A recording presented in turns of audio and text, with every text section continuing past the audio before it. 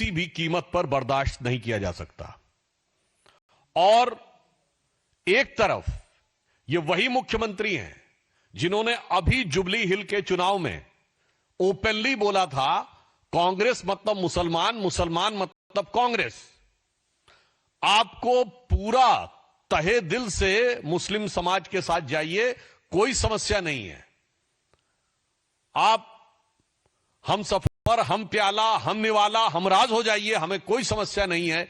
मगर हिंदू धर्म के देवी देवताओं को गाली देंगे तो यह बर्दाश्त करने योग्य नहीं है।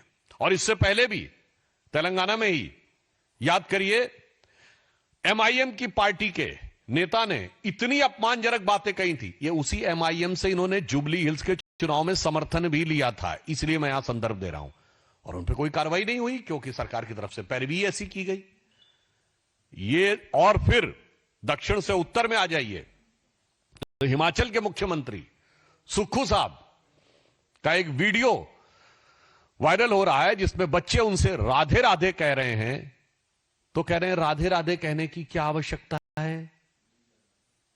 अब मुझे समझ में नहीं आता है कि कांग्रेस पार्टी का एक मुख्यमंत्री हिंदू देवी देवताओं का अपमान करता है और दूसरा मुख्यमंत्री छोटे छोटे स्कूली बच्चों को राधे राधे बोलने से रोकने की कोशिश करता है।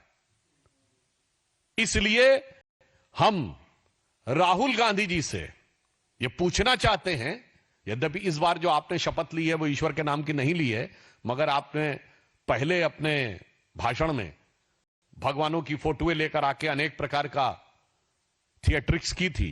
तो मैं कांग्रेस पार्टी और राहुल गांधी से पूछना चाहता हूं कि आपका एक एलआई यानी गठबंधन सहयोगी डीएमके बाकायदा एक स्ट्रक्चर्ड कॉन्फ्रेंस करता है इरेडिकेशन ऑफ सनातन धर्म।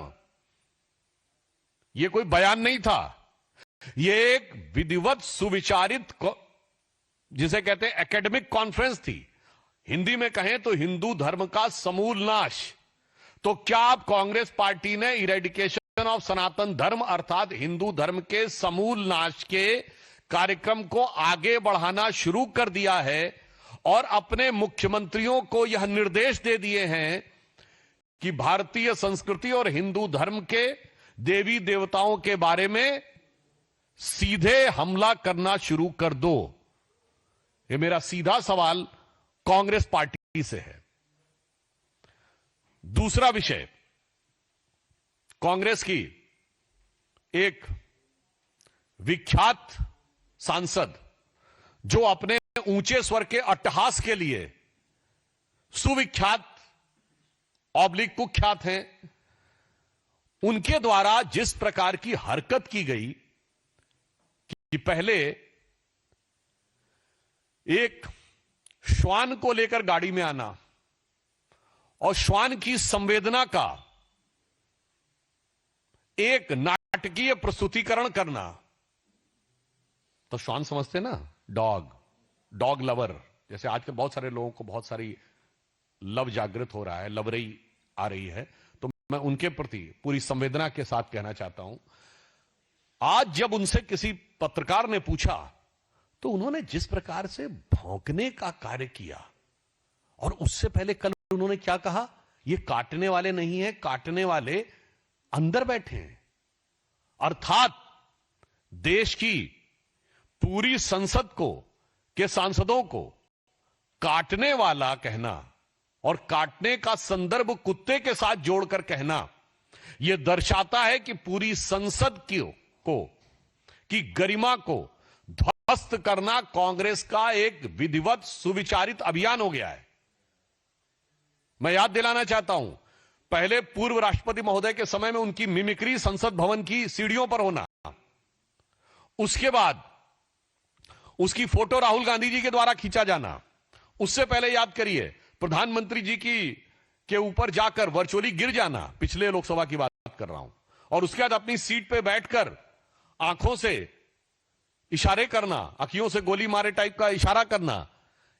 उसके बाद अगर आप देखें तो जिस समय वक्फ बोर्ड का वो हो रहा था वोटिंग, रात में पैजामा और टी शर्ट पहन के राहुल गांधी जी आए। अरे भाई, हम सब लोग 2:30-3 बजे तक वहां पे थे। फिर संसद भवन के अंदर अपने भाषण के दौरान कभी भगवान शंकर और कभी गुरु नानक देव की फोटो यूं यूं यूं यूं करना। हम ये पूछना चाहते हैं कि भारत की संसद की गरिमा को तार तार करने के इस अभियान में क्यों लगी हुई है कांग्रेस पार्टी? क्या ये आपके अंदर का, जो माननीय प्रधानमंत्री जी ने कहा था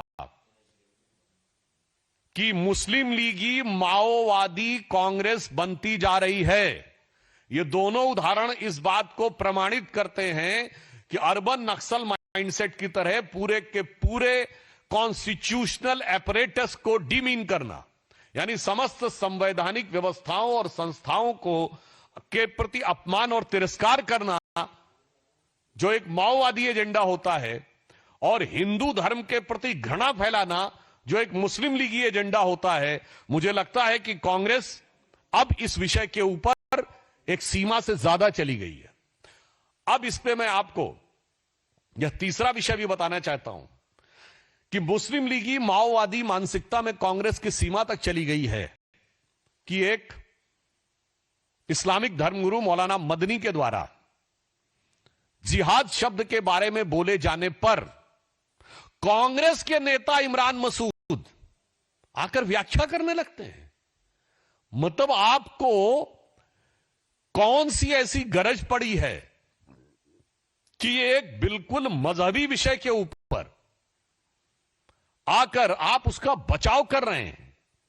और ये वही इमरान मसूद हैं जिन्होंने कहा था मोदी जी की बोटी बोटी काट डालूंगा, जो उस समय कांग्रेस में नहीं थे, समाजवादी पार्टी में थे।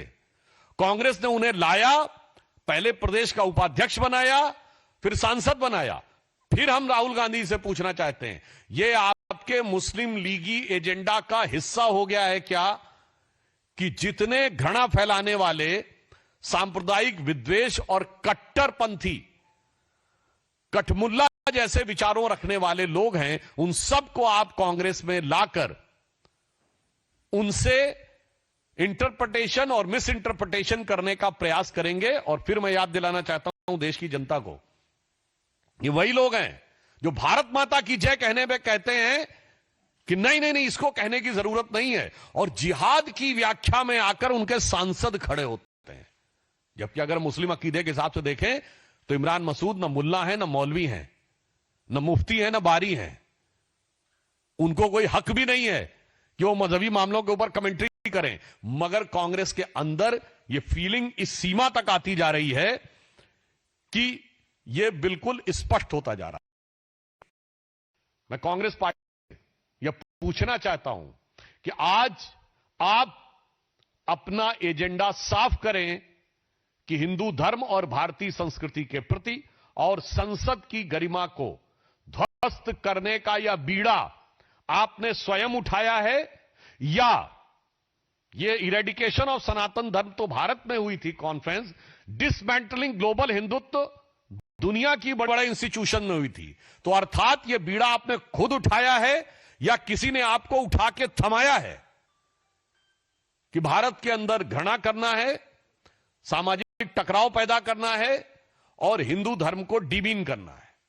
तो कांग्रेस पार्टी से हम बहुत साफ सीधा सवाल आज ये पूछना चाहते हैं कि वो इन मामलों पर जब आपके मुख्यमंत्री स्तर के व्यक्ति इस प्रकार के बयान दें और आपके सांसद इस ढंग की हरकतें करें, तो इससे साफ हो जाता है कि ये आपका एक well thought of action plan है। और हमें देश की जनता पर पूर्ण विश्वास है कि वो अपने विवेकशील दृष्टि से इन पर सारी चीजों पर नजर रखे हुए हैं। कांग्रेस से जरूर हम ये पूछना चाहते हैं कि ये आप किस योजना के तहत कर रहे हैं? आज देश इस रहस्य पर से पर्दा उठाना चाहता है। धन्यवाद। विनीत जी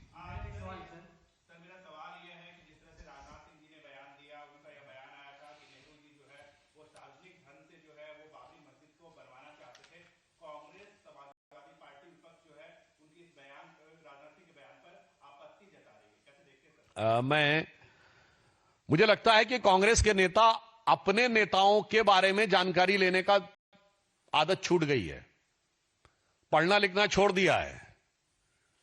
नेहरू गांधी के बारे में भी उन्हें नहीं पता होता है। जो माननीय राजनाथ सिंह जी ने कहा है उसका सोर्स है the inside story of Sardar Patel, diary of Maniben Patel, page number 24। Again I am quoting the book, the inside story of Sardar Patel, the diary of Maniben Patel, और जिसमें 1936 से लेकर 1950 तक के उनके तमाम करेस्पॉन्डेंस के बारे में लिखा हुआ है। उसमें पेज नंबर 24 पे यह लिखा हुआ है, Nehru also raise the question of Babri Masjid, but Sardar made it clear that the government could not spend any money for building a mosque. He told Nehru that the question of reconstruction of Somnath temple was quite different, as the trust has been created for the purpose and about 30 lakhs rupees has been collected. Patel told Nehru that it was a trust of which Jam Sahib was the chairman and Munshi was just a member, and no government money was going to be used for the purpose. This silenced Nehru. 20th September 1950. अर्थात बहुत स्पष्ट है, मैं हिंदी में इसका सार संक्षेप कर देता हूं कि नेहरू ने बाबरी मस्जिद का विषय उठाया